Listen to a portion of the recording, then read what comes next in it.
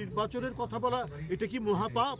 তো তাহলে তো শেখ হাসিনার আমলেরই পুনরাবৃত্তি হচ্ছে। বিএনপির লোকজন যারা আছে তাদেরকে গ্রেপ্তার করবে, পদত্যাগ চাওয়াটা ঠিক নয়। কোনো উপদেষ্টা তিনি যদি এসপিকে টেলিফোন করে বলে, সাবেক একজন উপদেষ্টা বলেছেন দুজন উপদেষ্টার ব্যাপারে যে এইটা তাদের কি পদত্যাগ চাওয়াটা ঠিক নয়।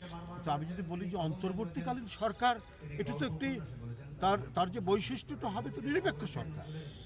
এই সরকার যদি কোনো একটি বিশেষ রাজনৈতিক দল গঠন করার ক্ষেত্রে তাদেরকে কি বলে যে মানে পানি সিঞ্চন করে সে চারাগাছ থেকে মহিরুহিতে পরিণত করার দায়িত্ব তো অন্তর্বর্তীকালীন সরকারের নয়।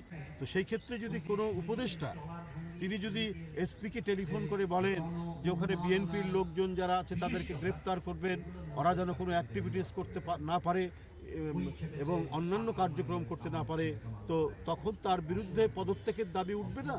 নিশ্চয়ই উঠবে। ডক্টর মোহাম্মদ ইউনূস তিনি তো সম্মানিত মানুষ, সবাই সম্মান দেখিয়েছে। যখন পালিয়ে গেল তখন ডক্টর ইউনূসকে তো আমরা সবাই সমর্থন জানিয়েছি। কেন কুমিল্লার উপদেষ্টা আমরা নিজে, শুধু আমরা না, আপনি এলাকায় আপনি শুনবেন যে মুরাদনগর হচ্ছে সেই উপদেষ্টার বাড়ি এবং তিনি এসপিকে ডেকে বলছেন যে এখানে বিএনপির লোকজনদের গ্রেপ্তার করার জন্য দাঁড়াতে না পারে। তো তাহলে তো শেখ হাসিনার আমলেরই পুনরাবৃত্তি হচ্ছে। আপনার সেখানকার যে এমপি ছিলেন, আগের এমপি এবং মন্ত্রী যারা কায়কোবাদ সাহেব, তিনি বারবার রিং করে বলছেন যে আপনি কিছু বলেন, এটা কি ধরনের কথা? এই নির্বাচনই তো আটকে রেখেছিল শেখ হাসিনা, এই নির্বাচনে ভোটাররা যেতে পারেনি।